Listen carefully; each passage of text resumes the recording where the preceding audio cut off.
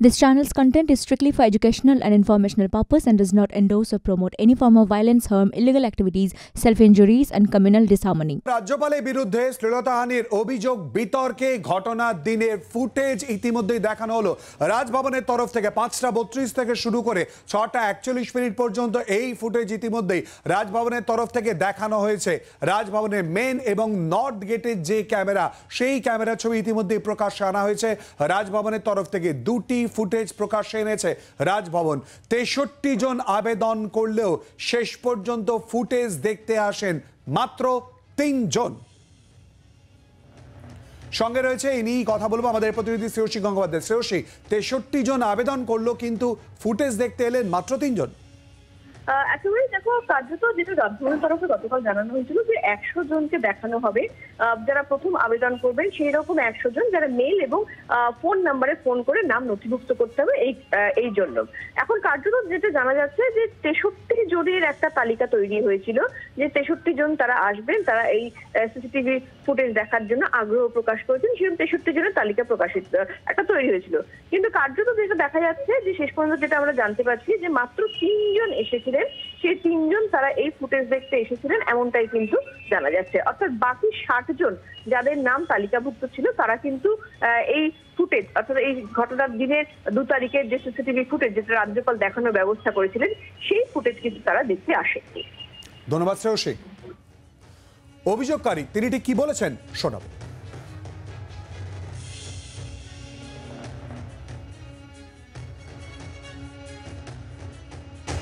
যেটা দেখলাম সেটা পুলিশ আউটপোস্টে আমি যাচ্ছি কাটতে কাটতে, সেটাও দেখলাম। সঙ্গে আমার পেছনে কুসুম ছেত্রী, যিনি সন্দীপ স্যারের ইনস্ট্রাকশন মতো আমার ব্যাগ নিয়েছিলেন এবং সেটা হাতছাড়া করেননি। আমাকে গাড়ি পর্যন্ত বলা হয়েছিল ওনাকে যে আমাকে গাড়ি পর্যন্ত পৌঁছে দিতে এবং কারোর সাথে আমি যেন কোনোভাবেই এই বিষয়ে না কথা বলি।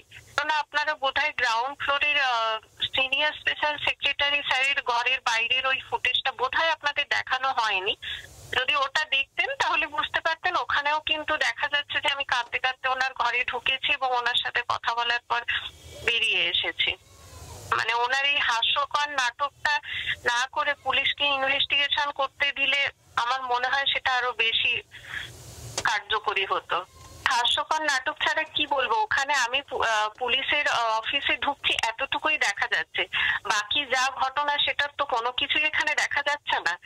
রাজ্যপাল মহাশয় নিজে এরকম একটা কুরুচিকর কাজ করলেন এবং নিজের দোষটা ঢাকতে যে নাটক মঞ্চস্থ করলেন, সেটার জন্য উনি আমার ফুটেজটা প্রকাশ্যে আনলেন।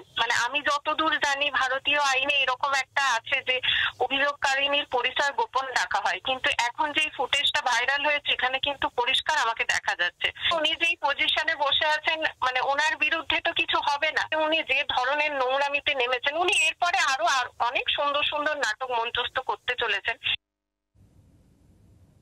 এ নিয়ে রাজনৈতিক বলে ঠিকই প্রতিক্রিয়া শোনাবো। আজকে যে ফুটেজ, সেই ফুটেজে কি দেখলাম আমরা, কি কার ফুট দেখালেন আমি তো সেটাই বুঝতে পারলাম না।